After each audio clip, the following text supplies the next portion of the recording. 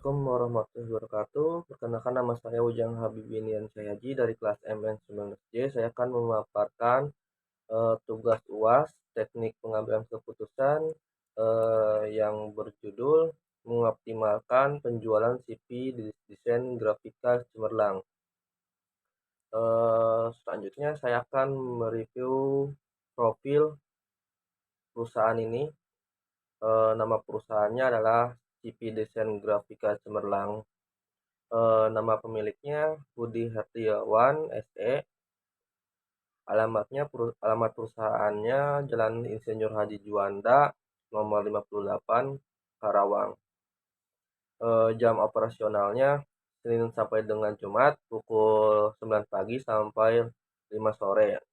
Kalau Sabtu pukul 9 sampai 3 sore. Tahun berdiri perusahaan ini 2006, tahun akte pendiriannya 2009.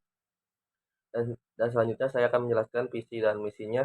Visinya menjadikan perusahaan percetakan profesional yang berkualitas nasional dan menghasilkan karya-karya inovatif berikut: sumber daya manusianya yang berkualitas dan kepuasan dan kepercayaan klien atau konsumen tercapai.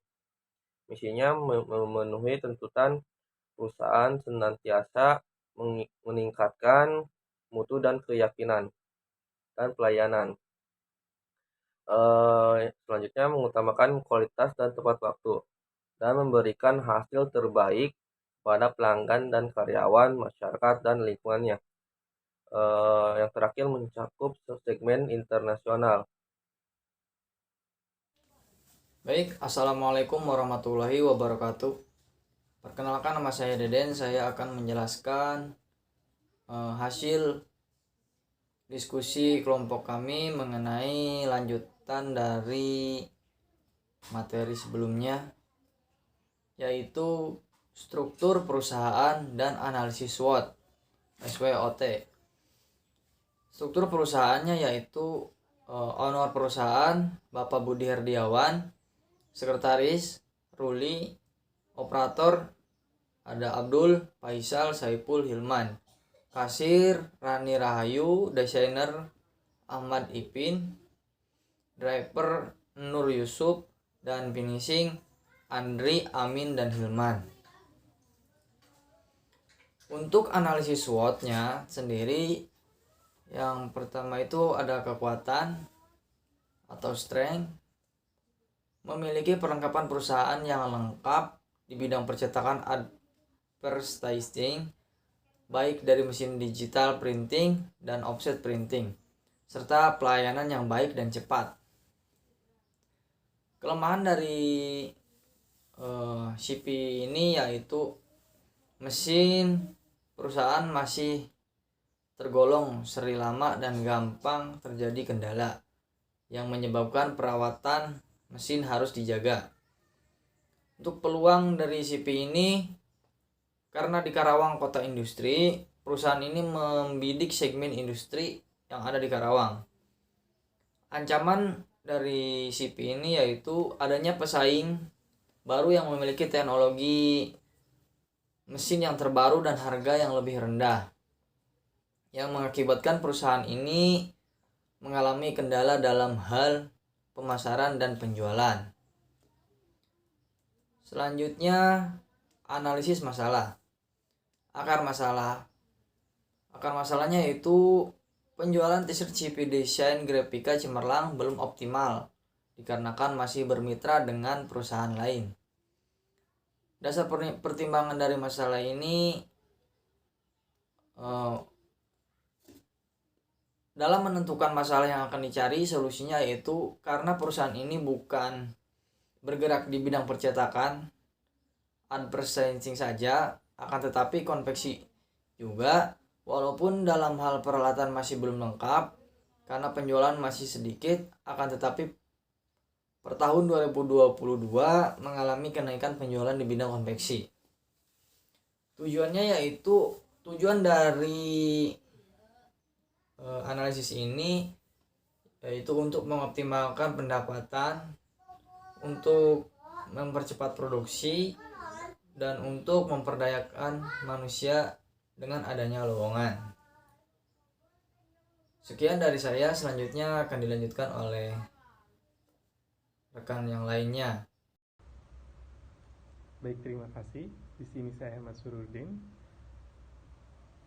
Saya akan melanjutkan hasil diskusi dari kelompok kami mengenai tugas pengambilan keputusan dari CV Desain Grafika Cemerlang. Untuk data pendukung yang kami dapatkan, yaitu data hasil penjualan dari mesin sablon DTF, sablon DTG, dan sablon manual periode Januari hingga Juni. Hasil penjualan ini didapatkan dari total penjualan UMKM dan total penjualan industri. Untuk produk mesin sablon DTF sendiri, total penjualan terbesarnya ada di bulan Mei, yaitu sekitar 53.882.000 dari total penjualan UMKM dan industri. Untuk produk dari mesin DTG, penjualan terbesarnya juga terjadi di bulan Mei, yaitu sekitar 34.490.000. Sedangkan untuk produk dari mesin sablon manual didapatkan total penjualan terbesarnya di bulan Februari, yaitu sekitar 29.210.000. Untuk selanjutnya, model dari teknik pengambilan keputusan yang kelompok kami pilih, yaitu teknik pengambilan keputusan dengan kondisi beresiko. Dengan alternatif keputusannya, karena penjualan dari konveksi hanya menggunakan 3 jenis sablon, di sini kami menyarankan untuk pembelian mesin baru, yaitu mesin sablon DTF atau mesin sablon DTG dan atau mesin sablon manual. Untuk selanjutnya, dari kalkulasi yang kita dapatkan dari EMV atau Expected Monetary Value, probabilitas untuk UMKM yaitu 0,6 dan didapatkan juga probabilitas untuk industri yaitu 0,5. Sehingga untuk mesin sablon DTF 40 juta dikali 0,6 ditambah 35 juta dikali 0,5 sehingga menghasilkan 41.500. Untuk mesin sablon DTG, EMF-nya 38.500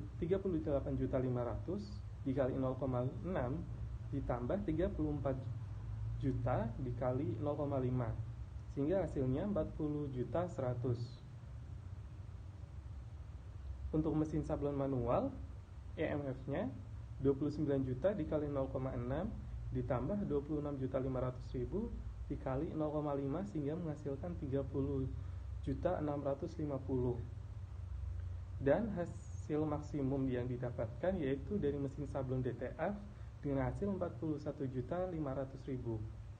Dan untuk EOL atau Expected Opportunity Loss didapatkan probabilitas di UMKM 0,6 dan probabilitas industri 0,5. Sehingga didapatkan untuk perhitungannya mesin sablon DTF hasilnya 0, kemudian mesin sablon DTG hasilnya 1.400.000 dan mesin sablon manual didapatkan 11.359.000. Sehingga didapatkan untuk hasil minimumnya 0, yaitu ada di mesin sablon DTF. Demikian pemaparan materi dari saya. Terima kasih. Assalamualaikum warahmatullahi wabarakatuh. Perkenalkan, nama saya Surahman dari MN19J. Di sini saya akan menjelaskan pemilihan keputusan dan implementasi. Pemilihan keputusan menurut perhitungan EMV lebih baik membeli mesin sablon DTF karena pendapatannya senilai Rp41.500.000, paling menguntungkan dari mesin lainnya. Menurut perhitungan EOL, lebih baik membeli mesin sablon DTF karena perkiraan kerugiannya Rp0 paling kecil dari mesin lainnya. Untuk implementasi, CV Desain Grafika Cemerlang menanggapi saran dari kelompok kami untuk membeli mesin DTF karena penjualannya paling tinggi. Sekarang pemilik perusahaan masih mencari supplier mesin sablon DTF dengan harga yang sesuai dan kualitas yang terbaik. Lalu untuk uraian pembagian tugas kelompok, saat proses pembagian keputusan, saya sendiri Surahman sebagai support data, Ahmad Surudin sebagai kalkulasi, Deden sebagai ide pokok keputusan, Ujang Habibian Cahyaji merapikan data. Untuk saat pembuatan video, Surahman saya sendiri memaparkan materi, Ahmad Surudin memaparkan materi, Ujang Habibian Cahyaji memaparkan materi, dan Deden memaparkan materi dan editing video. Mungkin sekian dari kelompok kami. Assalamualaikum warahmatullahi wabarakatuh.